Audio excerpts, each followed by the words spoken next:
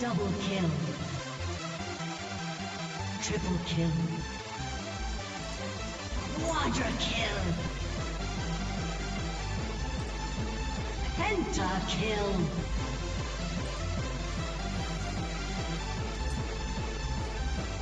Welcome. Hello and welcome to OzLoL Podcast, episode 68, the Christmas party. Thanks for joining us, everybody. We've got lots to talk about. We're doing a big wrap-up show of 2014. Everything, the best and worst of everything. So if you have any suggestions, join us in the chat and just put them in there. We're going to be talking about skins, champions, esports, the works. So it's going to be hopefully a great show, and I've got a fantastic group of people to join us. My trusty outsider, Steve Garstone, is joining us. Fortunately, we have a Christmas party, so don't need to continue talking about patch notes this week. Yes, that's true. Though there is a patch waiting for us when we actually get around to it. Actually, you should mention that was my bad that we didn't record last week and talk about that. Basically, I was in Melbourne. I really should have said to Steve and Ranconius, go ahead and record without me, but I didn't, and because I thought I could record in Melbourne. Turned out I couldn't. Anyway, also joining us... I told them to do that. Also joining us this week is Victor Pradley, the host and creator of Gucko Picks Production. Hello everybody, my name is Victor and welcome to another amazing OzLoL Podcast 68 starring me, Victor. That's right, Victor, the best Victor, the only Victor, and definitely the only Victor you should be listening to. Hello everyone, how are we doing today? Woo! He's had lots of red cordial. He's going crazy. I feel like it was just at the horse races or something. That's actually, he really should do that. He really should do horse. And also joining us... the big brown one is running to the end of the finish line. He's chasing a little white fluffy thing and he's flapping its tail all over the place. Oh man, these horses are really going ham for this one. Is that a pun? Horses going ham for something? Anyway. I just gave myself a headache. He's going to pass out from lack of oxygen. Also joining us this week is Oceanic... Okay, yeah. Also joining us this week is Oceanic host, Alicifer. Thanks for joining us, Alicifer. Hi. Thank you for having me. Yeah, it's really great to have you. Also should mention that you are part of you were also a host of the GeoQ podcast, so, which we had a showdown with, and you guys won in the Mo Pro Challenge, so. Yes. You can forever hold that over our head. We should actually put champion above your head in the stream. All right. As long as we get loser above your head. Yeah, well, that's you just have that any time of the year anyway. I don't think that's a particular revelation to anybody. To defend, Carrot was the only person who didn't drop a game in our that is true. So put it over Steve's head. I want the Timo hat, so that counts for that. So, already taken care of. So we are live on twitch.tv/TForce Podcast on Mondays from 8 p.m. Australian Eastern Daylight Savings Time. We also have a website, OzLoL.TrinityForcePodcast.com. I've had a week off and I've completely forgotten all of my spiel. So make sure you go to our website. Should also make mention the Battle Arena will be back this Thursday. Or actually, not probably this Thursday because that's Christmas. And It's Christmas again. Yeah, so maybe not this Thursday, but probably the next Thursday. Even though it's New Year's Day, I'm sure people will be a little bit woken up by the time we get to the evening. But anyway, follow us at OzLoL Podcast or Facebook.com/OzLoL Podcast. We put up all our details of all the things we're doing. And yeah, I think that's probably it. Let's start getting into the fun stuff. So 2014 has been a great year for League of Legends. Had all sorts of different features. Until I started writing in this document, I didn't realize how much stuff has happened. So we're going to try to cover it all. So if there's something we don't bring up, make sure you bring it up in the Twitch, in the chat. And we'd love to hear from you. So yeah. So let's talk first. Let's go to champions first, because this is probably one of the more fun things to talk about. We'll get into the esports side of things later on, because I think there's some interesting discussion to be had there. But let's talk champions. Let's talk best of worst 2014. Can I just? You've completely forgotten the whole thing you do in all of the shows. What? You're course. supposed to ask the first guests on every show what their favorite champion and role is, and you've completely forgotten I have completely so forgotten move on and pretend we never even do it. Yeah, no, that's a good point. I was thinking to make sure I asked them. I'm completely losing my shit just because I've had a week off. So, Victor, welcome to the OzLoL Podcast. Give us your favorite champ and your favorite role. Man, you're losing it. Yeah, With okay. him. Role Same. and your favorite champ. That's the order. My favorite role, I'd have to give it to jungling, even though I'm a top laner at the moment. But I gotta give it to jungling because honestly, I don't like the bullshit fucking sitting in lane, being bound to that fuck. I like moving around and shit, and I like being able to watch what people are doing while I AFK doing shit. I don't want to fucking walk around to a lane and sit there for 20 minutes. Oh, and my favorite champion's Tadic. Yes. If you've been in the battle already, you would know Shit. that his legitimately legendary top lane Tarek can seriously carry hard. So, which I think we've mentioned probably 500,000 times on this show. Alicifer, for you, where is your favorite role and who is your favorite champ? Okay, I'm going to talk about my favorite lane because Okay. I feel like this would be much more fun. At the moment, my friend and I duel in ranked and we go Heimer Alistair bot lane and we are currently undefeated. I Nice. did one of those games and you lost. That was a normal game. We were screwing You around. still lost. I'm sorry, this is Plat In fact, Diamond I was the ranking only that one I'm in that game who talking did good. I was the only one in that game who did good, and I was the silver, and you assholes were in platinum, gold, and diamond. I was the only one that did good. That was the one where we had that like the Jace mid lane or something like that. Oh, I remember that game. That was horrible. All I remember is I played Victor and I won so hard. You played Actually, Jace, Victor. Actually, I played against the Jace. I remember shit now. But anyway, but my favorite role is probably jungling as well because you can just be everywhere at once and it's just like great. Nobody knows where you are and it's fantastic. And you don't have to worry I about feel like CS. you have the most control. Yeah, it's great. But unfortunately, I am stuck in support because I'm hyper aggressive and love to make plays. And Fair I enough. can do that without CSing, which is fantastic. But Yes. screw ADCs. I hate you all. Most I was of you. I was talking to a guy today. He's like, "Oh, how much CS do you normally get?" And I'm like, "Well, I'm support, so about 20 per game." And I'm like, "Wow, I so much love that. I don't have to worry." He's like, "How much should you be getting?" I'm like, "Well, I don't know. I don't care. I'm support." No CS is so good. All right. Well, let's get into talking about some champions. So this year, 2014, we've had 6 champion releases. We've had Vel'Koz, Braum, Na, Azir, Kalista, and Rek'Sai. Elizabeth, why don't you go first? Who's your we'll go with worst and then we'll go with best. Who is the worst champion of 2014 in your opinion? I think you should phrase it least favorite because otherwise Least favorite. Well, yeah, okay. Otherwise you're cornering the Fine, Alright. least favorite or worst. Because Understand it however you seem fit. Because the champions that they've brought out this year have been at such a higher tier compared to like other years that they've brought out, it's really hard to say which one's necessarily the worst, but I feel like if you're going to choose one out of those, like 6, I will go Don't you Kalista. say. Yep. Kalista feels like she doesn't bring anywhere near as much as the other 5. Also because Kallista's fucking kill me with her ult. Do you mind? I am trying to get the fuck away and you're just like... Yeah, so, Kalista Yep. will be Okay. my worst because I hate you. My favorite, Braum, when he came out, was so freaking amazing, and I still feel like he's still really, really strong right now. But my favorite is Vel'Koz. Okay. No, he's just visually amazing. Actually, we might as well. I'll go to you next, Stephen. And what we'll do for your benefit, because I know you'll appreciate this opportunity, we'll throw in visual updates and champion updates into the mix. Because some of these are effectively new champions. So, why don't we give you an opportunity to talk about your worst for 2014? And I know you'll think it's a worst. Right. Not even least favorite. It is worst. for you. Yeah. Well, I'll go through the list.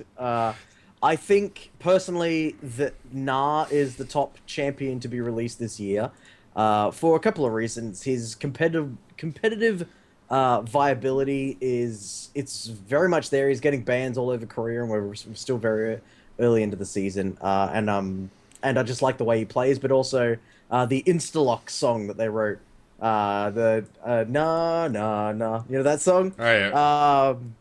That's I a big love change that in song. opinion, by the way, Steve. Why That's is a that? big change. Fucking how many episodes? When Nar was released, all you were hanging shit on Nar, saying he wouldn't be competitive. Not that was more Ralph, I guess. But fuck you Yeah. guys. Well, I go based on like the meta changes every day. Like you've got to keep an eye on this. And when Na came out, it was all up in the air about whether or not people would be able to safely manipulate his rage mechanic for team fights. Well, you know, if you're doing a Baron dance and you completely deplete the Na's rage bar, that might be a good time to fight. But in reality, the pros have shown that you can, if you know how to play and if you know how to build up that rage when you need it, you can still just mess people up really nicely with Na. And by very similar arguments, I would say that Vel'Koz is my least favorite on a competitive level because How dare you. no, don't get me wrong, I've only played Vel'Koz once, and it was in an ARAM, and I went 15, 0, and 30, so I had a great game. That's a I pretty can good game. vouch for him. I was there. I gave you Yeah. Vel'Koz too. Yeah, he traded Vel'Koz to me. I went, said, whatever, I've never played this champ before, I'll give him a go. Let's go 3 said Doran to you, rings and see yeah. what I can do. And it was, yeah, that one's for Victor. And he's a lot of fun, don't get me wrong. Just, my passion for this game really does lie in the competitive aspect. And I think while Rek'Sai has a little bit of potential, and I think once some pros figure out exactly Kallista's kit, maybe after a patch or two, I think she will actually make an appearance, and Azir's already doing stuff. Vel'Koz is the only one I think that is going to just not see competitive play for the upcoming year. So, despite how awesome his life form disintegration beam is, I love that. Can I just say that his ultimate is freaking amazing? Yeah. If we're gonna go best and worst on the remakes, I would say Sion is definitely the best because I've seen him in a game now, as opposed to Sion being one of the worst splash arts in the game, one of the worst character designs in the game with no synergy within his own kit and everything. It's like, oh, there's people out there that go, I'm going to AP it up and shield. But there was just always was a better choice than Sion. But now with his new mechanic, his new model, he's been seen in some pro games. I've had a few of my friends like just say how much they love the new version of him. And I saw this brilliant play was sometime in the last week where I'm trying to remember. It was a Korean professional OGN game in the preseason where he would go to the Crumps, whatever the mini golems are now, on purple side as a solo top, and he would kill them, but he would die in the process. But using his passive, he would finish them off. So That he can't kill them on his... freaking Yeah, and then he'd teleport to top lane, to the tower, and not miss any of his minions, and he'd have a massive experience lead over the Renekton. I'm like, that is brilliant! So, yeah, Sion gets my best visual or rework of the year, and definitely my least favorite. Absolute, just... Can I just say Karthus. something since You we're can. like talking about Sion? Yes, you can. I think my most favorite thing of this year is how they've changed Sion ult. I think the best thing is watching a Sion just ult straight past you. It's just like, So good. yeah. Endless fun. Oh god, Yeah. it's hilarious. Yeah, I will grant you that. But Karthus, everyone who's talked to me about this knows how passionately, how much I absolutely have always loved Karthus as one of my favorite champions until the release of Elise, and even now those two go backwards and forwards depending on my mood. I cosplayed as Karthus at PAX 2014, and I've worn that costume just because I love it so much. And then the visual update came in, and they made him from this stark contrast of black and red flowing cape with like this really, standout book that he has, and now he's just brown and gray and just like very drained out colors, and they changed all of his spells to look like the same sort of soul magic that what's his name, Thresh uses. And I was Darker now. yeah. It's a nice distraction. No, I got to talk to one of the designers that was working on it on Twitter, and he was saying, "Oh yeah, we want to make all the magic from this area that same kind of magic." And I'm like, "But no, Thresh deals with souls. That's not what Karthus does. Karthus is all about death. It's different." And so now all of his spells are the same color, and it makes me sad. Like Requiem looks about the same as a Wish or a Dragon Kill at this point. Like, it used to be just this really imposing big line coming down, like, 3-2-1 quadra kill, you know. Now it's just like it does the same damage and the items have worked differently. So you still get the same in-game effect, but the actual visuals are far less impressive. I feel much less in danger when I have that thing on me than I did in the previous version. Don't get me wrong, I think the animations on the actual model itself are just infinitely better than the previous ones. Like, I love his recall animation with the book and all that sort of stuff, but the colors specifically is what really annoyed me about that. End rant, back to you. Yeah. Victor, how about yourself? For champs and visual updates? I'm allowed to talk about my favorites now. Yeah, that was good. yeah. I was enjoying Steve, man. He just kept going. I just wanted. Let me start by saying my favorite visual update was the Karthus visual update. It was probably the best visual update they brought out all year. The thing that makes me love champions the most is champions with really good voices. And the biggest thing they missed out on was not making Karthus yell globally and everyone could hear, "I am the light bringer!" That would have been actually really amazing.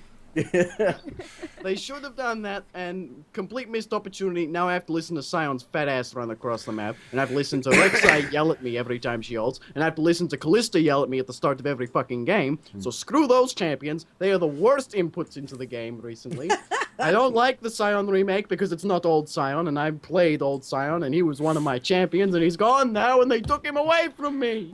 You'll always have Tarek, mate. You'll always have Tarek. I like that. They made this champion viable on a competitive level, therefore I can't play him anymore. Yeah.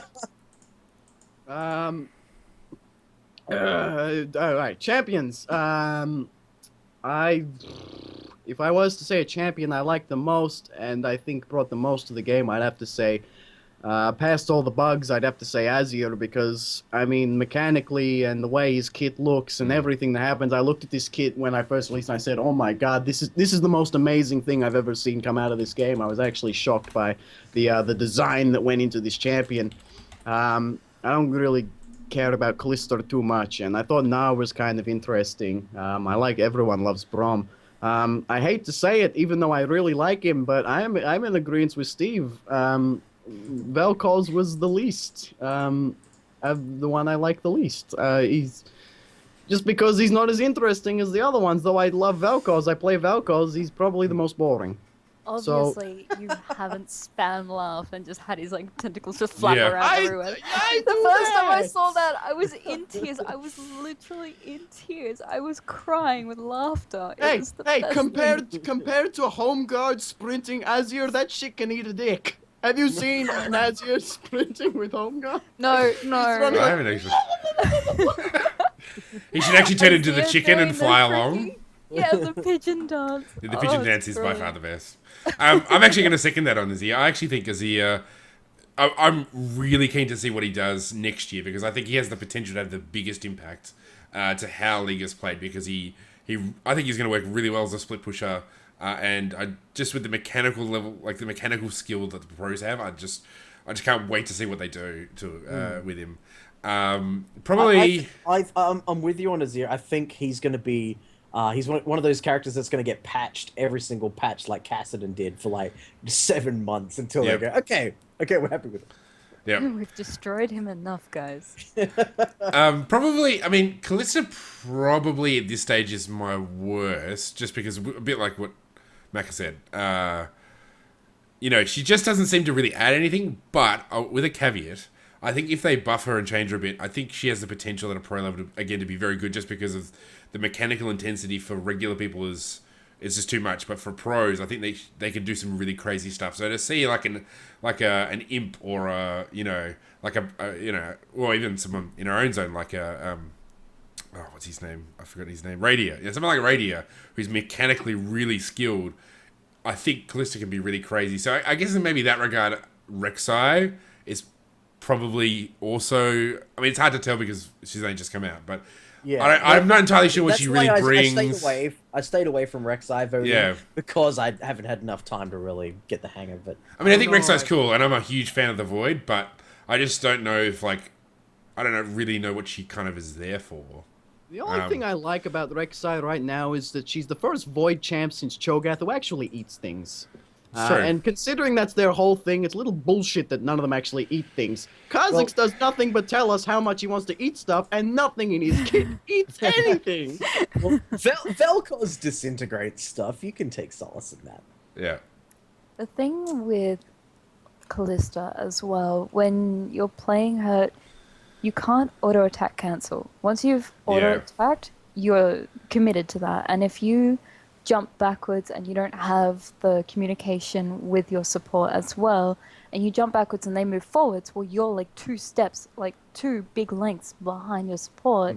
And so you're just kind of like, bye, you know. Yeah, we actually said that in the episode where we were talking about Callista for the first time. That and her ultimate can just completely mess new players up. They're like, oh, what is going on with my character? The screen's going green. What's this thing? The worst thing is when the Callista doesn't bind you at the fountain and you're like in Tribe Rush or something like that. And she goes, I haven't found you. Yeah. Oh, the enemies are coming, but you're dead. I'm sorry.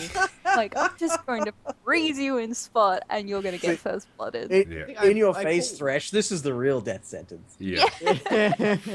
I pulled a support game once, and I was Alistar, and I got into the game, and she was like, all right, Alistar, let's do this. And I was like, all right, come on, toss me. Let's do it. And we actually did really good. Like, honestly, I think Callista's really good. I just don't think if I get into ARAMs and people bind Ari because they're like, I need to use this ultimate to save people. Yeah.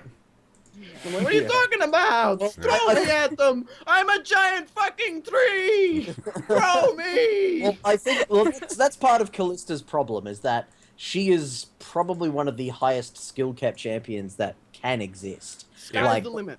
Yeah, like, you can be either insanely amazing on Callista, or if you're not at that level, almost everything below top tier is just going to be trash. Like, to coin a double lift term, because double lift in his first game got a pentakill, and it's just like, wow, this champ's balanced. But everyone else, 38% win rate, you know? Like, that really does showcase that if you're, like, you know, next level mechanics, Callista could be just perfect for you. But if you're not, there's a lot of room for error. Yep. She wasn't like the Zinzao that came out, the Ara that came out, you know, those like champions that you could just easily get pentakills. She's really, really high skill cap. That being said, I feel like he got lucky that game. The 38% win rate does tell a story that does include challenges as well. And I know the OC scene isn't quite like challenger level with like, you know, the pro players that have been around for years and years, like Double Lift. We got a few up there. We got a few. We do. But I'm saying as a consistent level, we don't. But yeah, I don't know. The thing is about Callista though, how do you balance her to be good for solo queue players so that solo queue players can use them, but keep her not fucking absolutely broken for the pros? Because I think if we start buffing her, she's gonna be too crazy in the pros, but she's still gonna be ass in fucking solo queue. That's a very good question for the balance team. Like, because I think, like, we're going to get completely derailed talking about Callista, but just to kind of finish it off, like, if they change the way her passive works so that she, like, there's got to be a way that you can auto-attack cancel and move on. Like, it's... Because that auto-attack...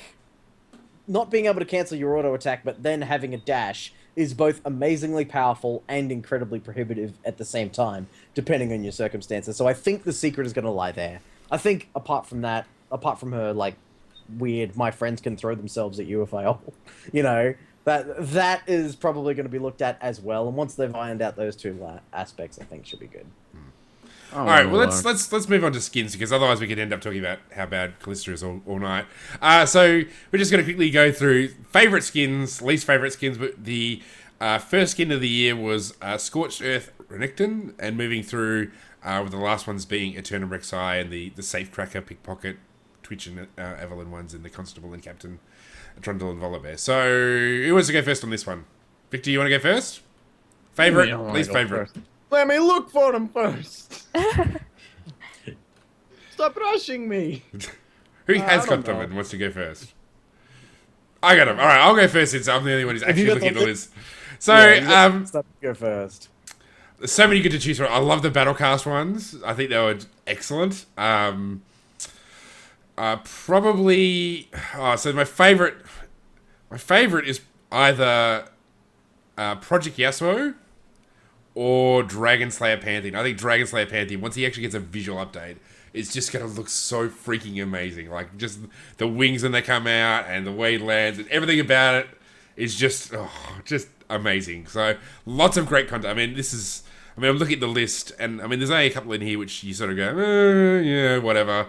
But, you got Deathmaster Darius, you got Guardian of the Sands Kha'Zix, you've got Arcade Misfortune. There's just so much good stuff. But, yeah, I think probably Dragon Slayer Pantheon. No, yeah, is probably my favorite. Least favorite would be... I didn't really dig the Debonair ones. Like, I kind of... Like, Jace is okay, but the like Debonair Vi and Israel, I'm just like, really? Okay, whatever. I think Debonair Vi is going to be great for the cosplayers, but apart from that, I'm kind of like, whatever. So that's it.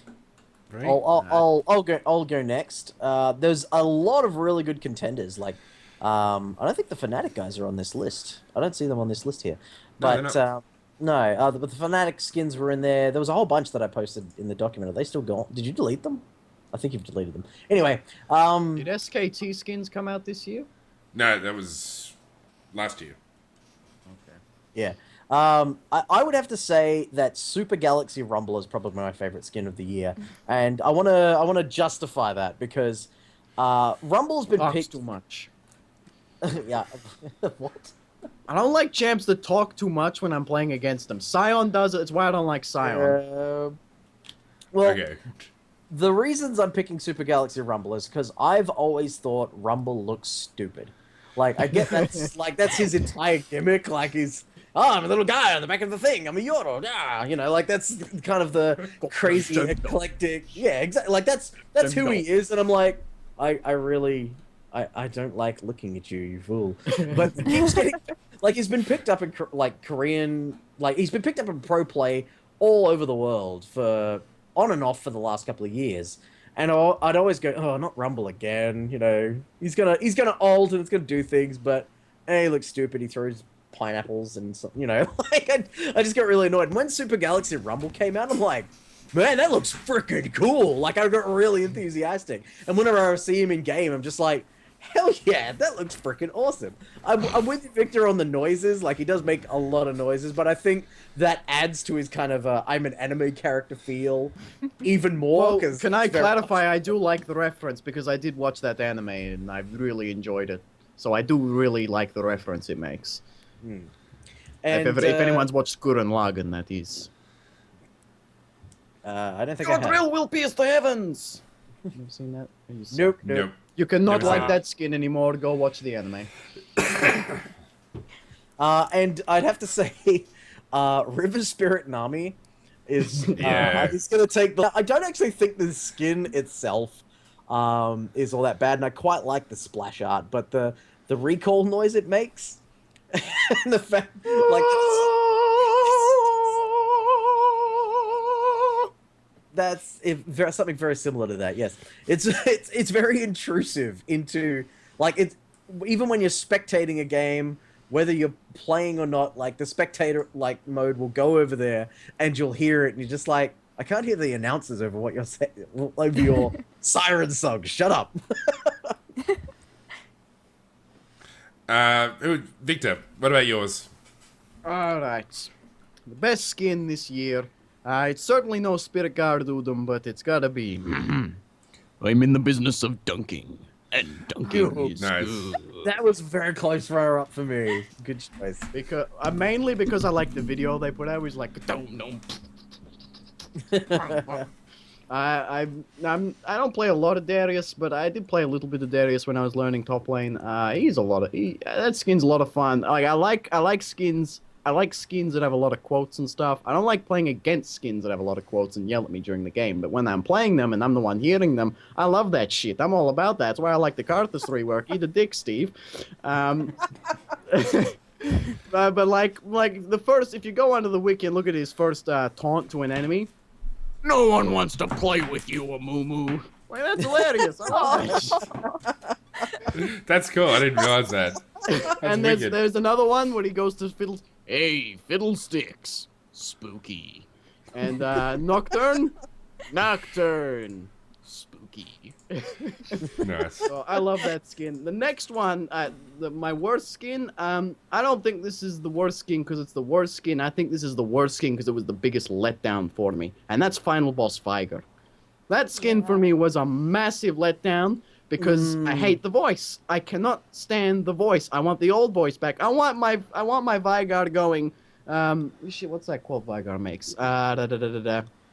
There's like 15 of them that come to mind. Which one are you referring to? I am evil. Stop laughing. I love that voice. Why do I have to listen to him go, oh, I'm so strong? I also don't like the arcade skins so much. That sounded like you were giving yourself motivational speech while on the toilet. That's what that sounded like. I don't like that skin. It was a big letdown for me. Yeah, they had this big hype for it. Like, there's the video and the little mini game. You're just like, oh, what is it? That gauntlet. Is it Vigar? I think it's Vigar. Everyone thought it was I thought Vigar. it was the ultimate skin that they were sort of teasing a little bit. Yeah, I was like, oh yeah, and got so hyped for it. And I'm like, I was bragging to you. I was like, oh my god, Yeah. Steve, the new ultimate skin's gonna be Vigar. I'm so excited. Yeah. Superb Villain is still the best one. Or Leprechaun. Yeah, I was about to say, come on, man, Leprechaun, Death by Rainbows. Alright. Alright, woman, your turn. Well, I've been looking through this list, guys, and if you guys haven't seen the list that we're looking at, I'll link it in the chat so that you guys can choose your own as well. But it's really hard, and I have noticed there's a couple of skins that haven't even been mentioned yet, like your Soul Stealer Vladimir. Now, Yeah. I hate Vladimir. I hate his puns. I hate his jokes. I hate Vladimir. But this skin Positive. is so good. Care So for a good. pint. I loved it. And my favorite color is green, and it just enhances the Hey, I like I love green it. skin. See, I would say that skin is an example of how they could use the soul magic correctly rather than what they did with Karthus. Like, because he's literally draining people's souls. That's what he's doing. And he's using soul magic with that skin. It works. It works. Well, let me question you this, Steve. What the fuck is Karthus doing? Death magic. What the fuck is death magic? It's death magic. It does not need further explanation beyond that. The fact that it is red and purple is enough. Why can't it be green then? Because that's Steve soul doesn't magic. want it to be green. He wants it to Steve be the wants- same forever. Steve wants the jellyfish back. He wants the jellyfish Karthus days Yeah. back. Jellyfish colors. Oh. All right, let's talk about some like the features that have come into the game. Whoa. Did Alicifer say her least favorite?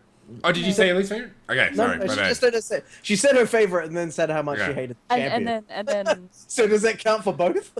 No.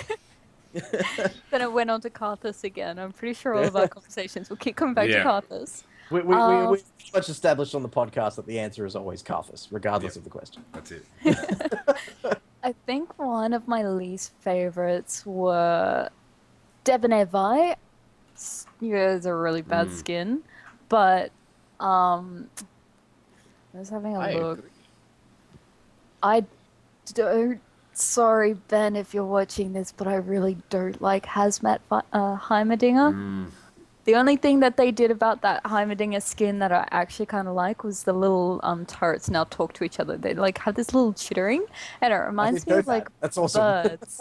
Yeah, it's like when birds just kind of like chatter to each other in that really quiet, soft voice, and it's the cutest thing ever. That's the only thing I like about it.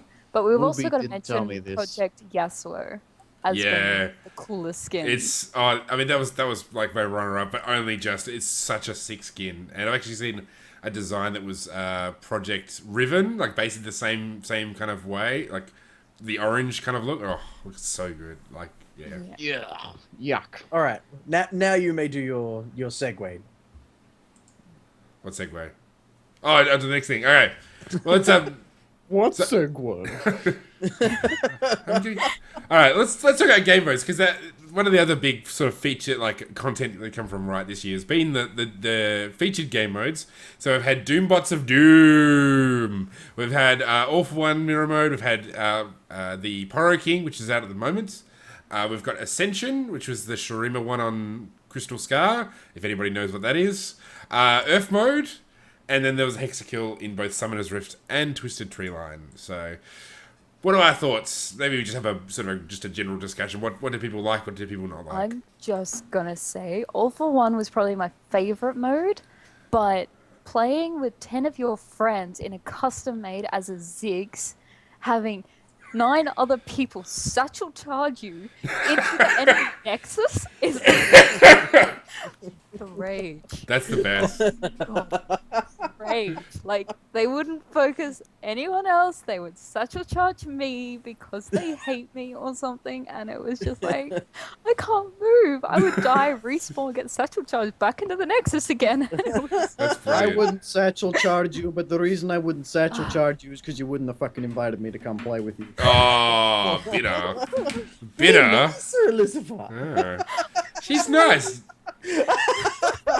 Not inviting Victor to Yeah. game. So mean. What a bitter man. I actually didn't like the All for One. Like, I didn't think Hexakill Twisted Treeline was kind of okay, just because it was kind of a bit crazy. Like, it made Twisted Treeline kind of a bit more hectic, which was alright. But I didn't really like the Summoner's Rift, like the All for One, or the Hexakill Summoner's Rift. I thought they were a bit like whatever. Like, it's kind of like, I could just play Summoner's Rift normally. Like, why would I want to go all the same champion? Yes. I mean, when it was people about where they're going because no one has a clue.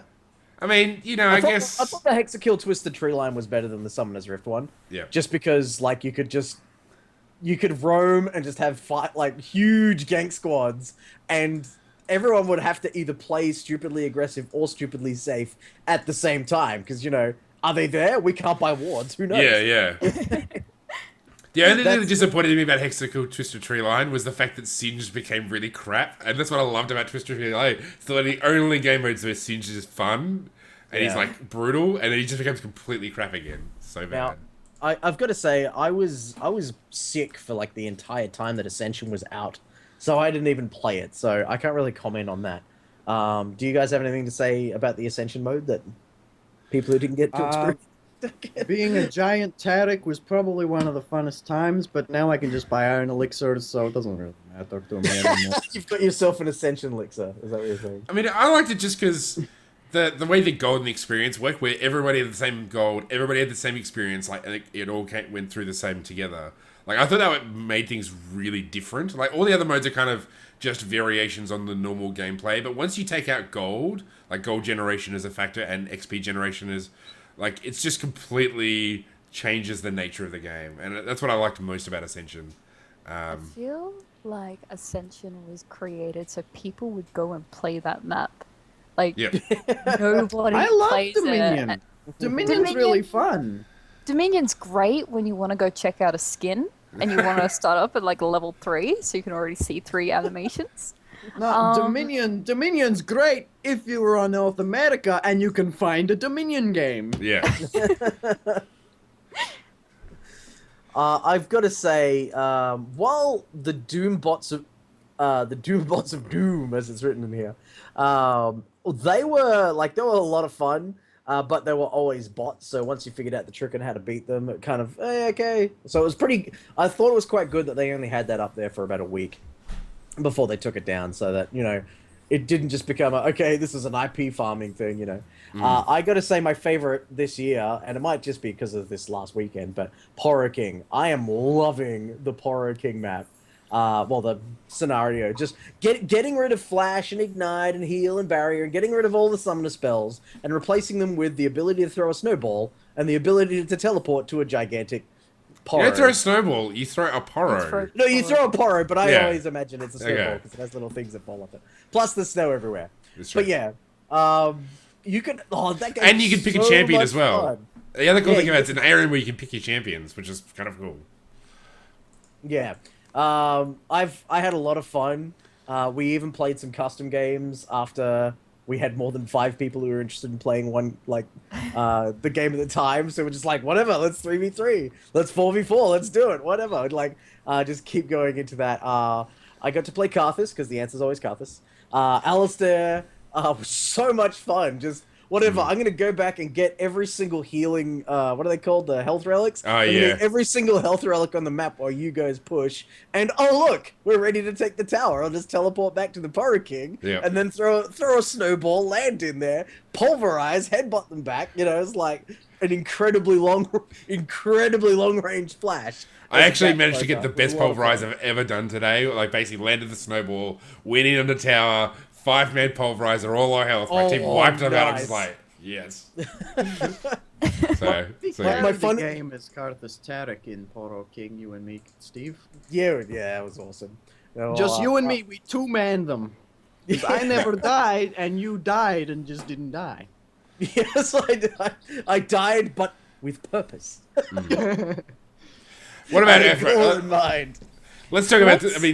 Sorry, you go.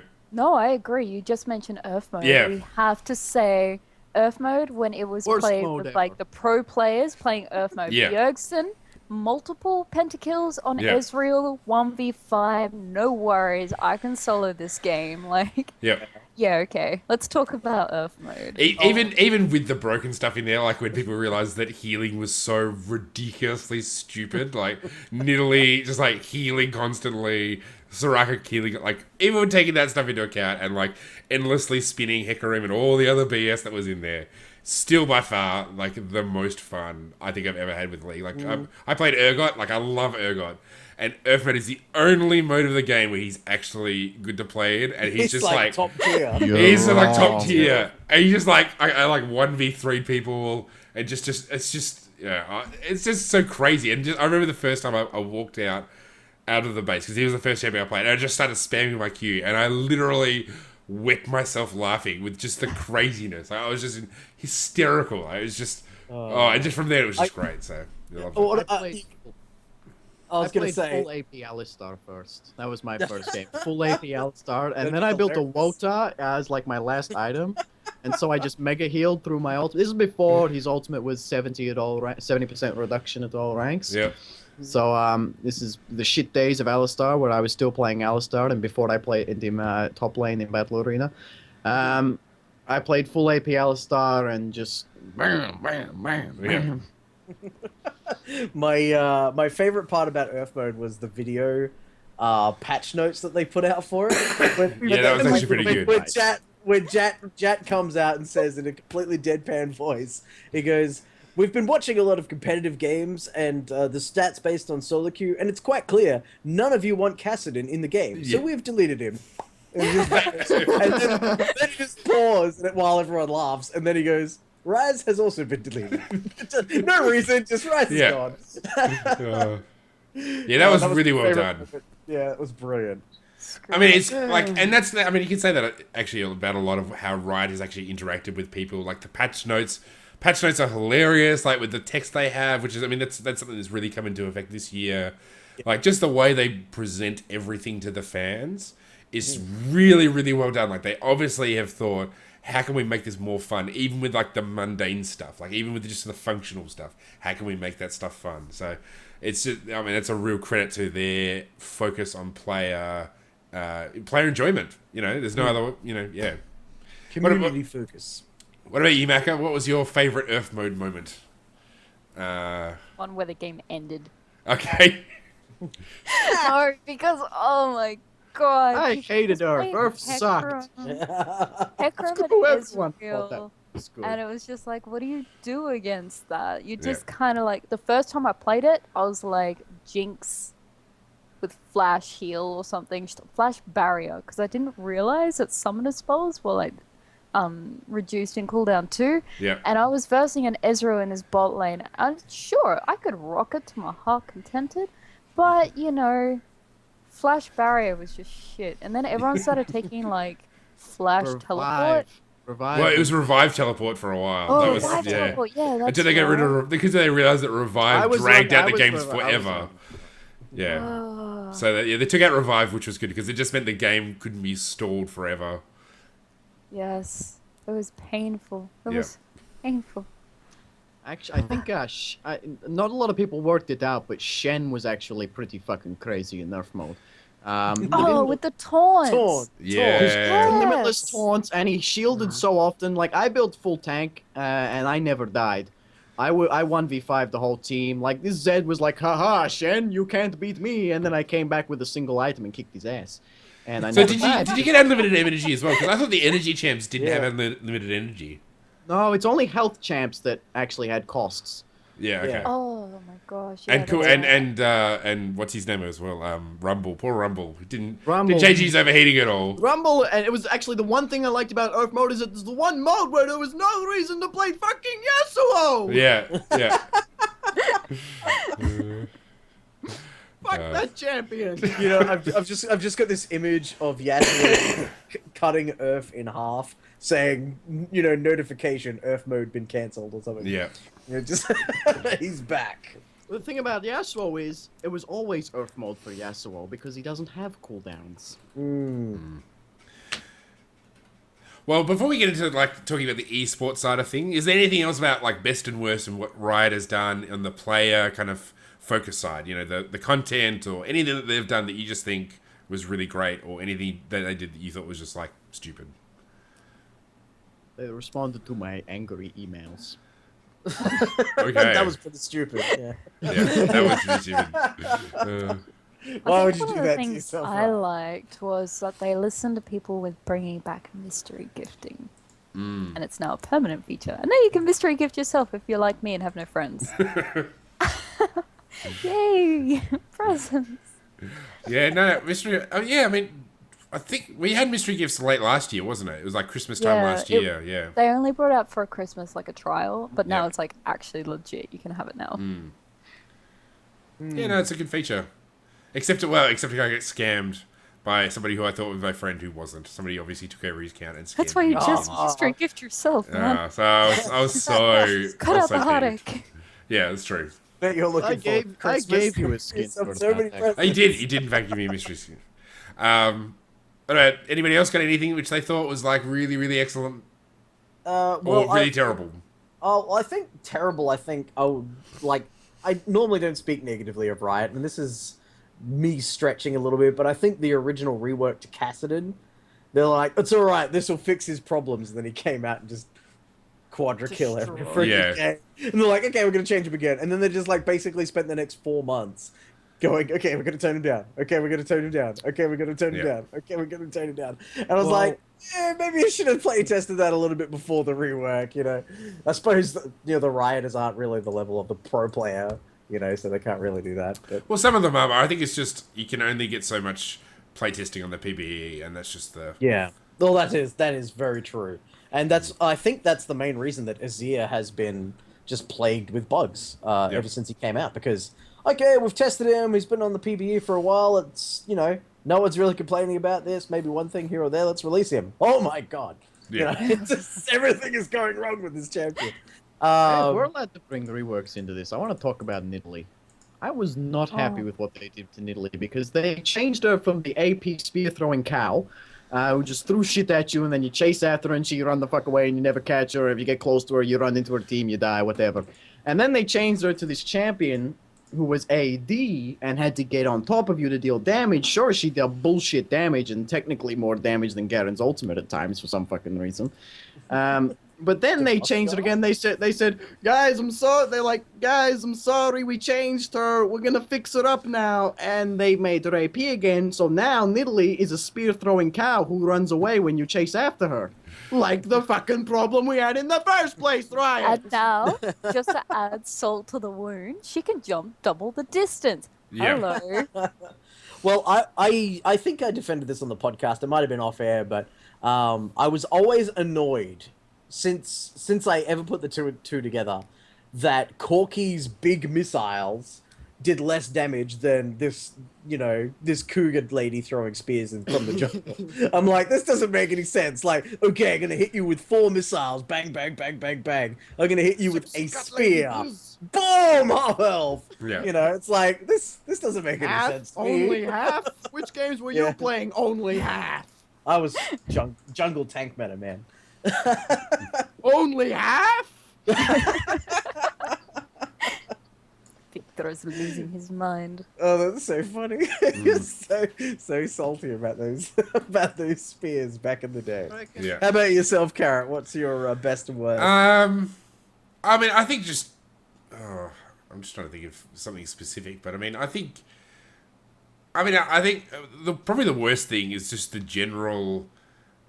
I mean, it's not a problem that Riot can fix, but essentially the expectations game. So, essentially there's a whole bunch of things we'd like to see happen. There's a whole bunch of things on the horizon, but we never really know when it's actually going to happen. Of course, they can't tell us because that creates a whole other set of problems. But I mean, I guess that's the difficult thing. It's like, okay, when are we having a new client? Well, soon. When are we going to be doing this? Well, soon. And it's one of those things that can't be fixed. But I guess that's kind of the worst. It's not that bad. But I think generally... Sorry, go. I'm just going to say on that point, it's kind of a good thing that they do that. Because if Blizzard is anything to go by, they say, oh, the most amazing thing is going to be out this November. And then, October rolls around, they're like, we've experienced some delays, but January, it's going to be amazing. And then January, well, I know we said January, but for Valentine's Day, we've decided to get you. And then, 2 years later, everyone's like, whatever, I've moved on. And I mean, that's the problem they have with Magma Chamber and Aoshin's. Well, I mean, Aoshin's was probably a bit of an oversight on their part, like saying we've got this champion coming out, and now we don't know when it's going to happen. Yeah, well, that's it. Yeah. So,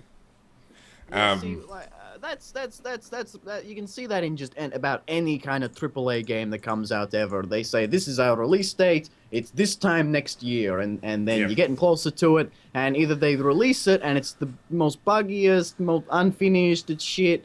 Or they delay it a bunch of times. Like how many games? How many games came out this year that were unfinished? Did not have? They were missing content. Like GTA 5. How long were people waiting for the online and heists and all this stuff?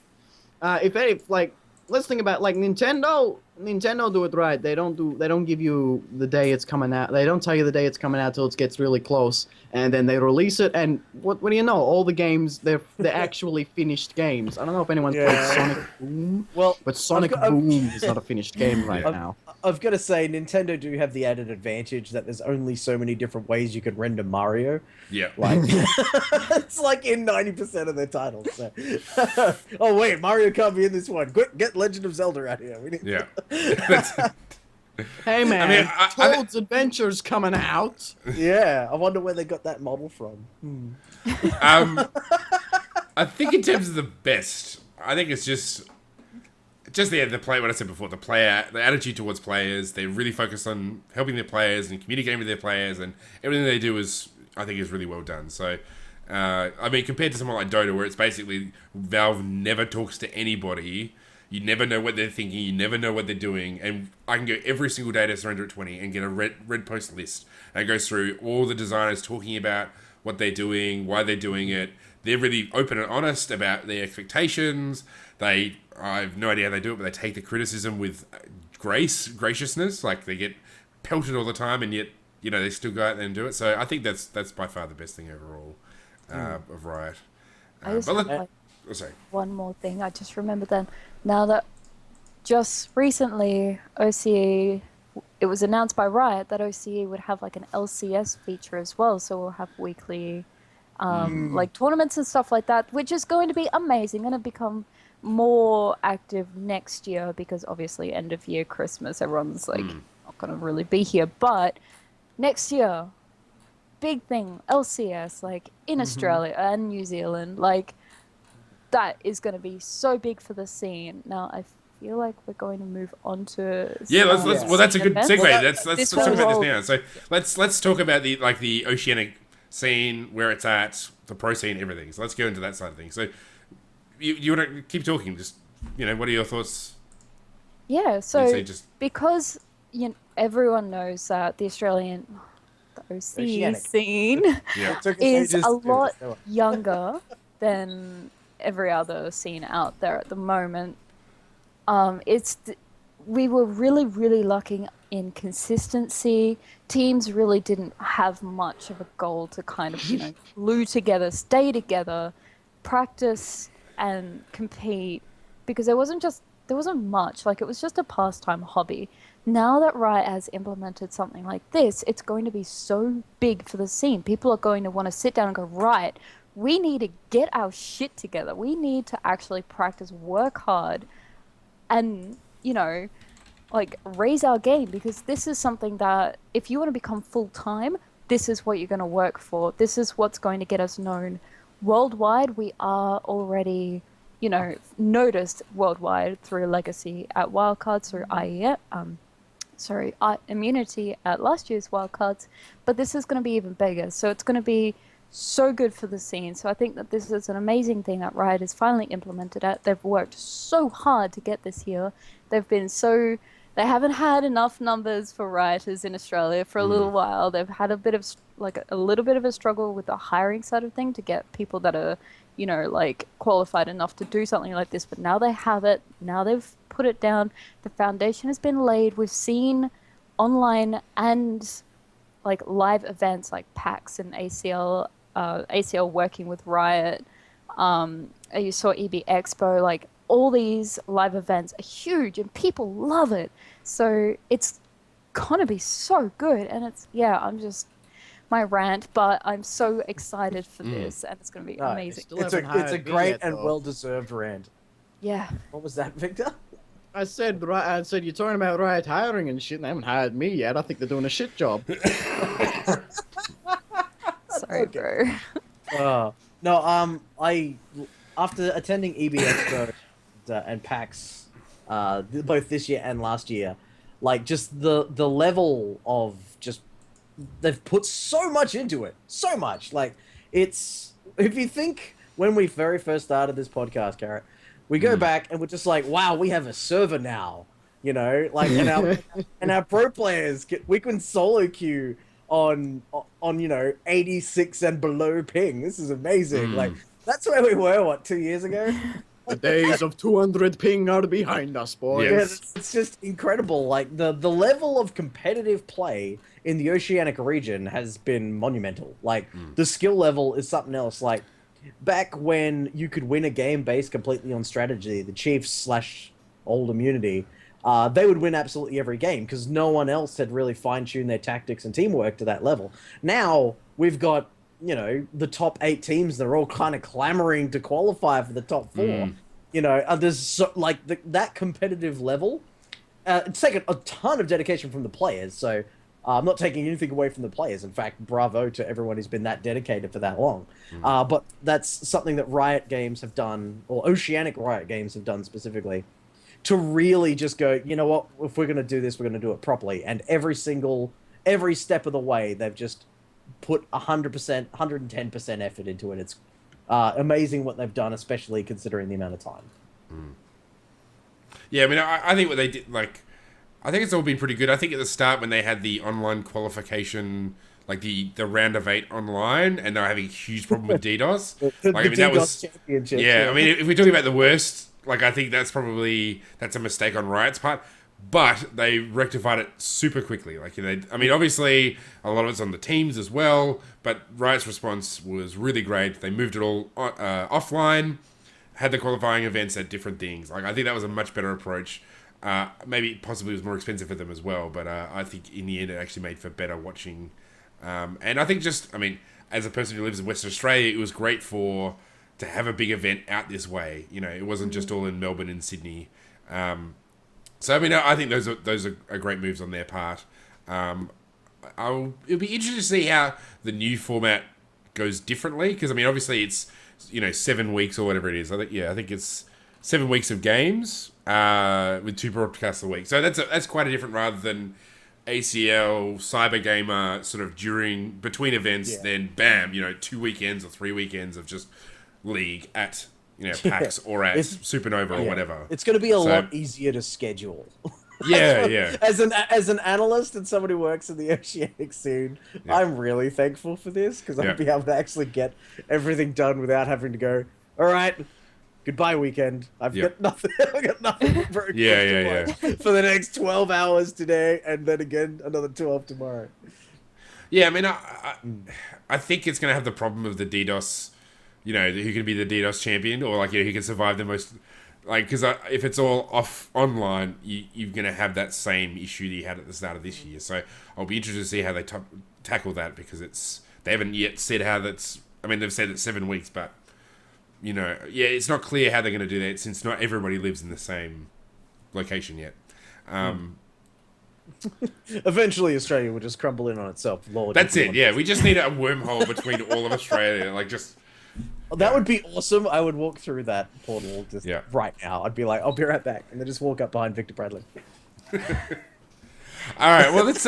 Victor, do you want to say anything about the actual format of things before we start talking teams? It's hard for me to talk about it because I'm not heavily involved with like oceanic sort of pro scene stuff. I mean, I guess it's really like being at PAX and just sitting with Steve and watching a few games and listening to him shout Demacia every couple of seconds was hey, like hey, that it's every 90 seconds. Jarvan has a cooldown.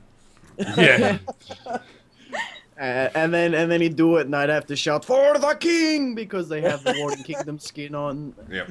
I don't know, like just being at a live big event, that it's just a lot of fun. The stage was huge, the crowd was massive, the guys running it, everyone was hyped up and shit, and it was really just heaps of fun. Like PAX was awesome. Let's do that again, Steve. Let's go to PAX tomorrow. All right, I'm there, man. I'm there. Well, let's talk about the teams themselves. So we've had a whole range of changes.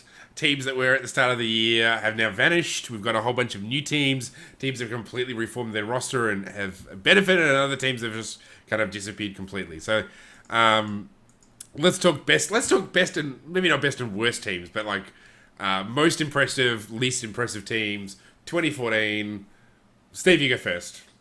I got to say that Little Wraith, when they first showed up in the very early stages, they really just whoa, they just what's happening. And then after that moment, after they beat the Chiefs at the time, Immunity, after that, everyone's like, okay, gods can bleed now, but it was just this one-time thing. And then, oh wait, we got Curse. Oh, we've got Dignitas, and all these things just started happening, and we just saw like the scene kind of exploding in a very small amount of time. I gotta say, I gotta be biased here and say that the new Immunity squad, formerly of Dignitas, and was it X Dreamers and the whole run, like I've been with those guys for a long time, and even when I wasn't officially on their roster, I'd be talking with Wei when he was their former manager and everything. So I've really followed them the whole way through their quest. So I've got to put them as number one. No bias. It's there's plenty of bias. It's a personal preference. Yeah, it's a personal preference. It is. Because I've been with them the entire time. I've a lot of love for those guys. And yeah, I just wish them all success in the upcoming year. Elicifer, your best, least favorite, I don't know, best and worst of teams and team-related things of 2014. Well, just touching on a little race again, when they beat IM at PAX last year, it was just like, what the heck just happened? Hello, who are you? Yeah. And then they got then Curse picked them up as the Australian Curse, which was a huge thing for the team. Also, Dignitas picking up the Australian team and turning it into Team Dignitas Australian. Yeah. Australia, that was huge for our scene. That was like world recognition in America is a huge influence on the game, obviously. I remember So I was just gonna say, in like week 2 and 3, I think it was, of the LCS, we're just like, oh, we're gonna see a Dignitas versus Dignitas grand final at the World Finals. It's gonna happen. Yeah. When Dignitas were doing really well.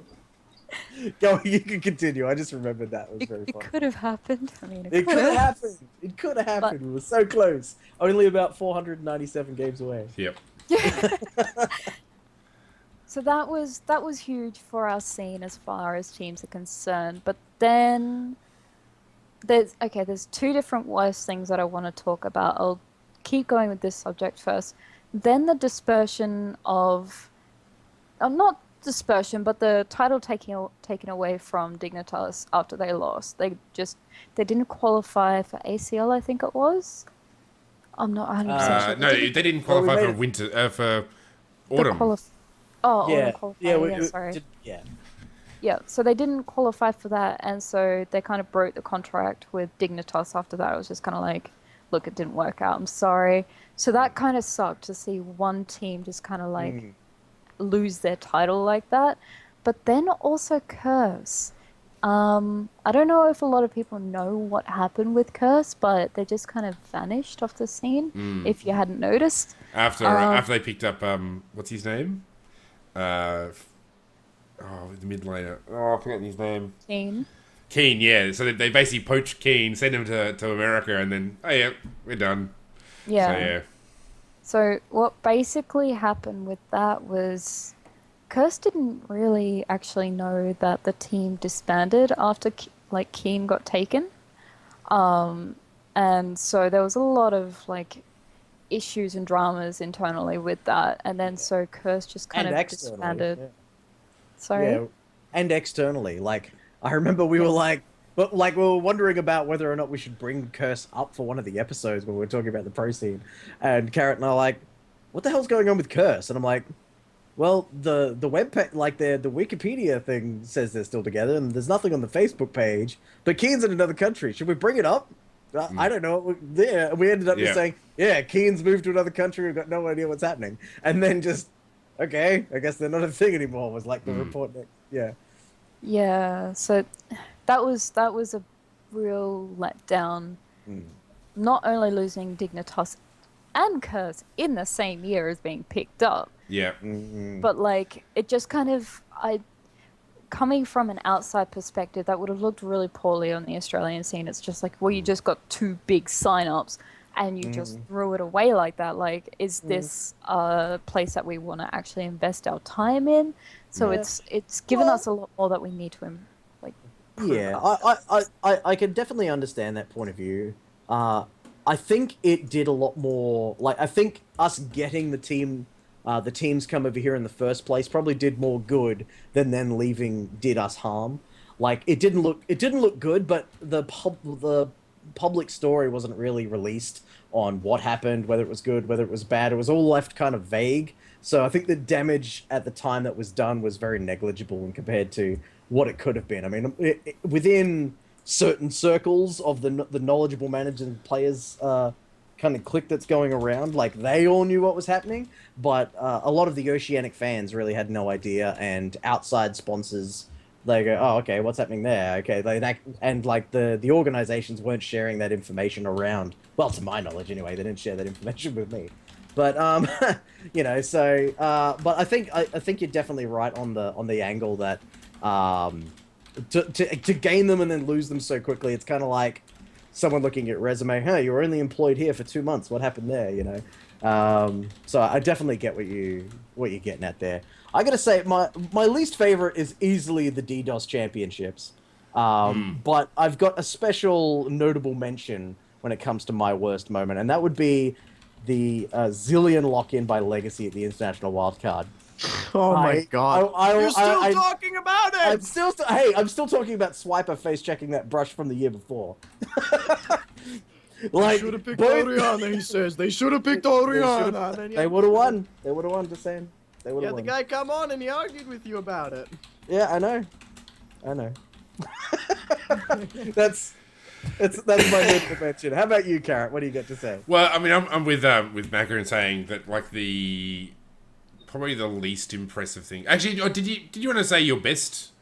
Elizabeth, did you want to say your best of the year? Because I don't think you actually got to it. So how about you do your best of the year? I think every time you ask me she hated to all answer of it. a question, I just get spoken over, so... Oh, I'm sorry. Steve. It's okay. It's okay. We're having a conversation. I'm not... Yeah, I'm sorry. No, that's fine. My... Yeah, so I personally think... Oh, sorry. I'll kick you out of the call. Don't make me. Wait, guys. It's too hard. Well, my best thing, I think I kind of did it with the big rant about the LCS, OCE. But is definitely my massive highlight for our scene. But my other kind of upset about was gaming house. Yeah. Wow. Let's open that can of worms, guys. So, I mean, Go for it. okay. Do you want to describe what happened there, or? Okay, so personality clashing, guys not really. Well, they were teenage boys, let's be honest Yeah. here. What are you So boys the- like?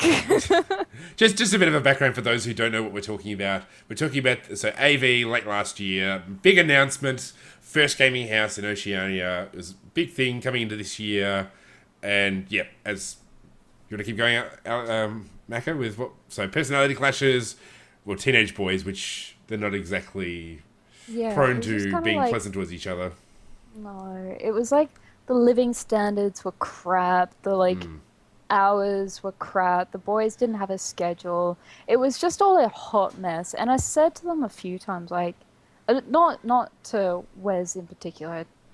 This is absolutely nothing against Wes at all. It's just an unfortunate situation. But I feel like they should have really had maybe a girl to Yep. look after things. You know, be the house mother. They needed a mum. They did. They really needed a mum. I think it would have set the boys straight. Why Be like, didn't you right, sign you're up?" grounded. If that room isn't freaking cleaned up by the time I come back, yeah, but like, If I don't see at least 5 Blitzcrank solo queue games from you, yeah. So, Mom! Those big legends! oh, toughen up, princess. I'm sure. You I think Victor, you would have done great in the house.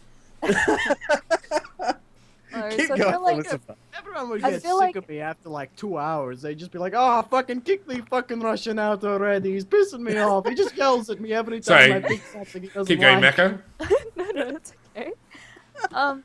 I feel like that's kind of like reflected badly for everyone else. Everyone else has now got this really negative opinion that, oh, you know, this is a bad idea. It's not going to work out. Yep.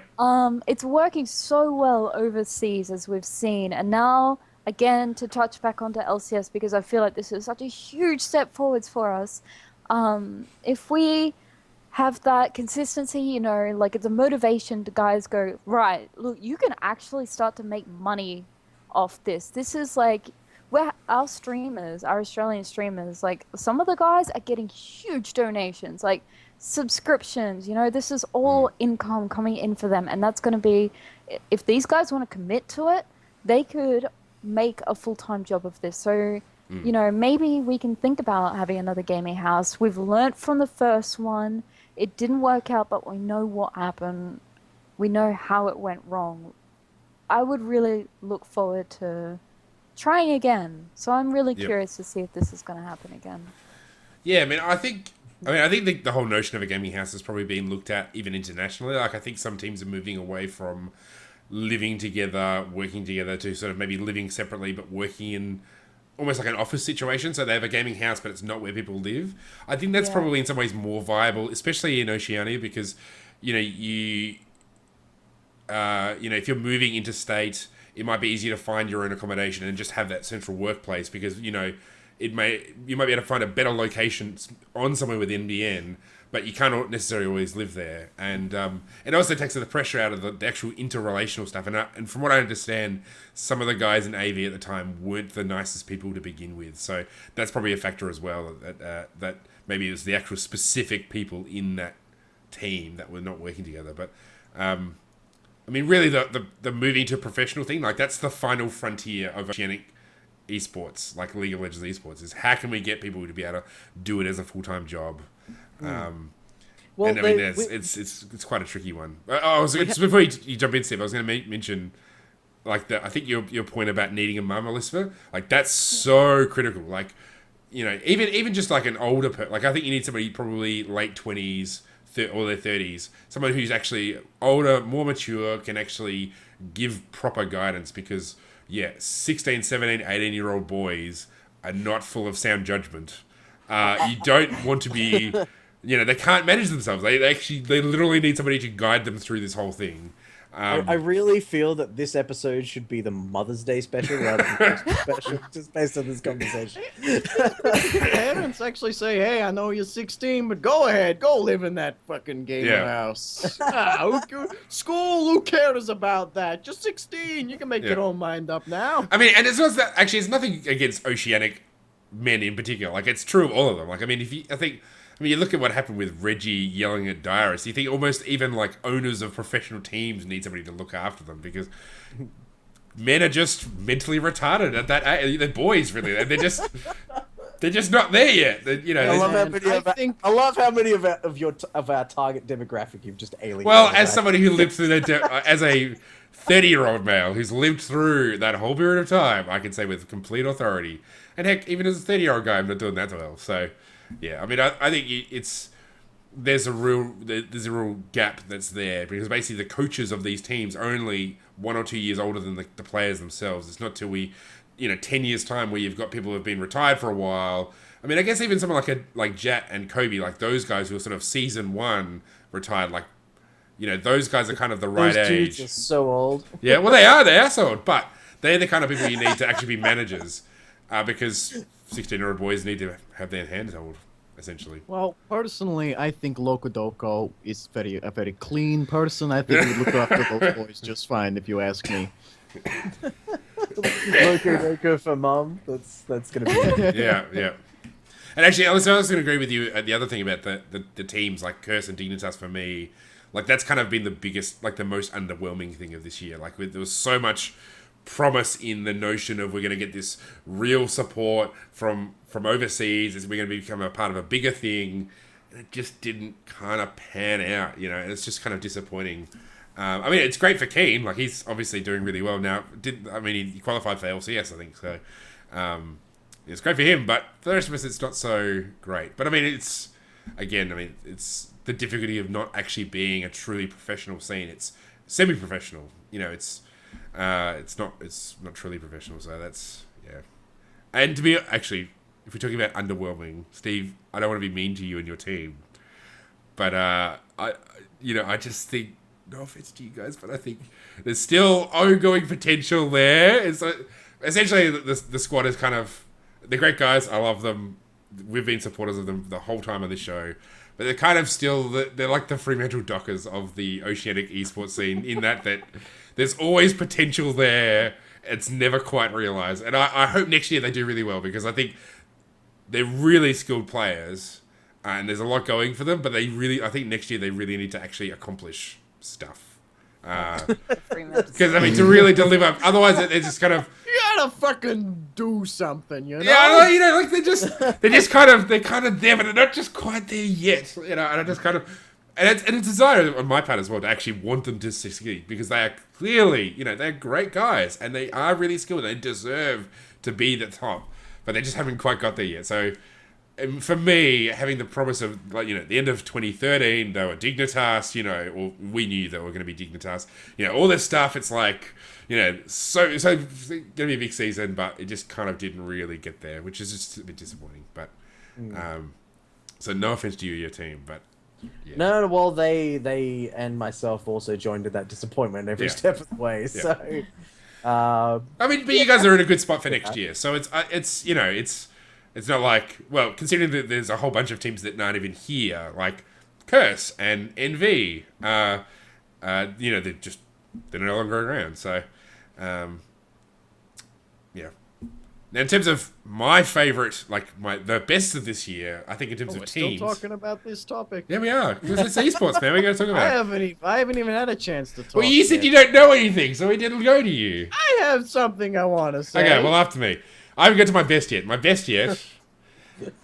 So, lots of great players. I think probably my runner-up to my best is AV, to completely disintegrate as a team, to have this huge morale blow of their gaming house falling apart, to turn it around and win the actual Oceanic Championship at the end of the year. I think is a huge accomplishment. Like, I think that's, just so impressive.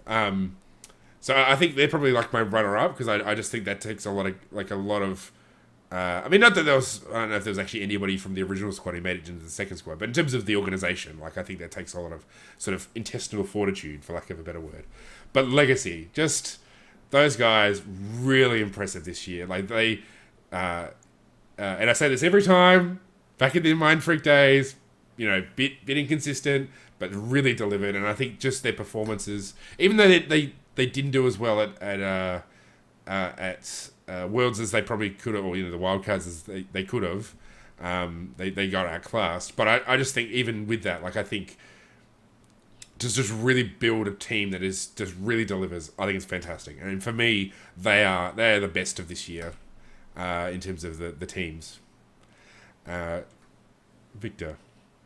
Oh, did anybody want to talk about Legacy? Actually, before we get to you, did anybody want to talk about Legacy or the best of teams? Like, I mean, there's still so Chiefs is in there. They were the best of teams. They were the worst of teams. Best of teams. No, I think I've said all I need to say about Legacy throughout the year. Yeah. Of course, Chiefs are my homeboys. Victor, go. Okay. Oceanic Esports. Look, I'm not the type of guy who likes a lot of things. For example, I'm not a big fan of your eyebrows, Steve. Well, one thing, so I've only got a worst moment. Well, actually, if I want to say I got a best moment, I'd like to say that it was really cool that we actually got the most well-known person in all of Rito to come and cast the PAX games, Mr. Freak himself, who I got to meet, and I ran up, I was like, David! And he didn't know what the fuck to say. He was so confused. I know that confusion, Victor. I know that confusion very well. The worst moments, and this is the worst moment in all of Oceanic Esports, is when Legacy beat the Russian force. I was so upset. Well, it makes you feel any better. Russian. Let's be honest, Russian force, they fucking sucked. I was so pissed off. Yeah. I was like, hey, there's a Russian team playing. This has to be good. Well, they got pretty much stumped by everybody, so there you go. There's that. And now Dark Passage are like meme to be like the worst team that ever was, which is kind of says a lot about us because we lost to them. Zillion, I'm saying. I mean, in terms of picks, there was when Rosie picked support Ziggs, I think it was. That was just like amazing. There's some. We go into that side of the thing. In terms of crazy picks, there's some good ones. All right. Is there anything else anybody wanted to bring up about the 2014 Oceanic scene, best and worst? Oh man, can we talk about something I can participate in? No, it's nice having that like peace and quiet for a little. Oh! In the chat, shots fired. Shots fired. I would say the best part of these episodes is when Victor's not talking. No. Yeah. All of them, like every other episode. Cool. All right. Well, is there anything else anybody want to bring up? Anything about best or worst 2014? Anything? Any topic? S3 was probably the best item they ever made. Yes, clearly. Man, there's when it comes to an item that is so good it makes Runan's Hurricane look second best, I'm just like, yeah, man. That's like amazing. Righto, please. Like, so OP. Oh, goodness. Well, since we're just mentioning items, I just want to quickly note that 2014 was the year of the rich support. So for all my support players out there, you know, like I'm raking it in. Yeah. It was an amazing year to be a support player, so thank you very much for that one. It was good. It was good. I got to play Karma this year. Karma support was like a real thing. So good. Made me happy. Yeah. All right, well, I think that probably brings us to the end of this Christmas episode. Before we finish up, we do some shout-outs. We need to sing a Christmas carol. How about you sing one off air? I'll do the bass parts. From come, they told me. I think we need to move this on before I really Victor, thought you were about to do the Star Wars completely. Yeah, that'd be good. Well, with this music accompaniment, let's do some shout-outs. So first off, Give me all your money. Mackie, you go first. Oh, I just want to quickly mention we need a shout out to Sayumi. Yes, I was going to do that as Yes! Oh, So- everyone shout out to Sayumi. well. Hey, Sammy! Sammy! Stop hanging shit on my battery life, you bitch. What the? I have no idea what that's What the about. most random comment? Is there a backstory to that? Because I made I took a screenshot on my phone and she replied to it and she was like, "It's 7 in the morning. Why do you only have 17% battery life?" That's exactly how. So she I sounds. tweeted her my battery life every day after that, and I made her so happy. Wow. Okay. You're a great girl. Yeah. Who is All it? right. Sayumi. Who is it? All right. Any other shout outs before we finish up? Oh, basically every shout out that we've done this year. Yeah. pretty much.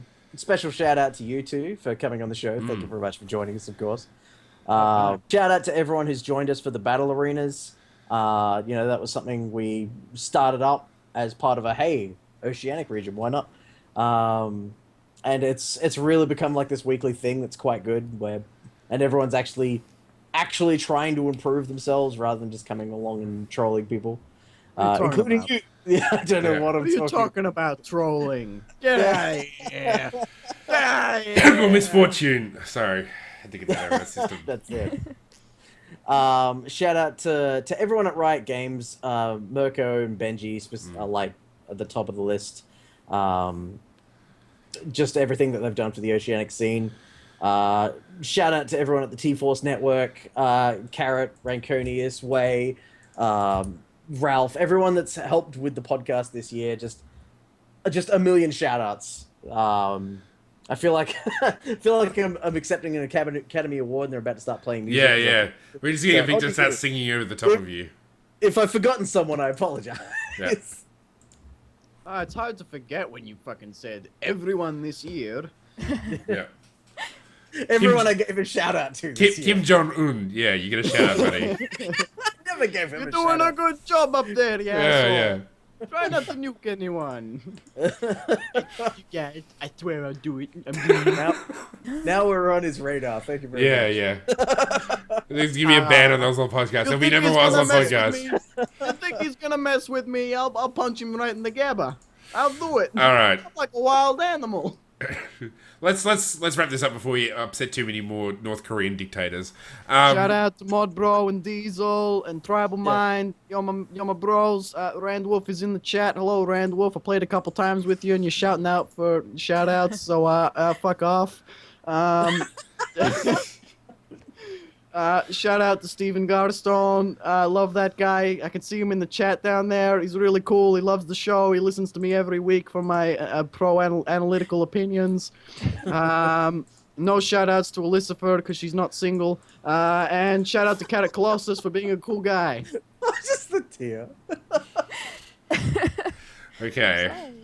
Yeah. All right. And for still running that picture I drew for him all those months ago. I'm not sure if anyone else out there knows, but Carrot Colossus has a picture of a anthropomorphized carrot, arms, If I legs, can and a find face. it, I should... That Victor, it's your Skype profile. Yeah. It's easy to find, and Victor drew that before Victor was even Victor to us. It was just like, oh, we have a fan on Twitter. Awesome. Hey, he's drawn his pictures. This is hilarious. And it's been up there ever since. So I've had the And pleasure then of I looking at that played picture the Alistair entire year. top lane and I was remembered. Yeah, you were immortalized. It was the Tarek. It was the Tarek top. No, That we're it like, was wait, it what? was Alistair top lane because Yeah. I played a game and I picked Alistair and Steve sent me a message in the client. He's like, "Oh, that's fucking Alistair top lane," and I was like, "Why didn't you say so earlier?" And by the way, a week after I did that, Alistair became the #1 top pick in the top lane in the professional scene. And he stomped All right, worlds. let's wrap this up because otherwise we'll keep going on forever. It I was just want me. to quick shout out. I want to say thanks again. Second everything Steve said. Thanks Vic and Alicifer for coming on. Second all the things, and I just want to give a special shout out to our producer Tim, who every week puts the show together. So Yeah, top bloke. Thanks very much for all the work you do. So special shout out to him. All right, well, this has been episode 68 of the OzLoL Podcast. Special Christmas episode. We will be back again. Actually, we'll be here all through the New Year period. So we'll be back again next Monday, episode 69. Thanks for joining us, everybody. Good evening, ladies and gentlemen.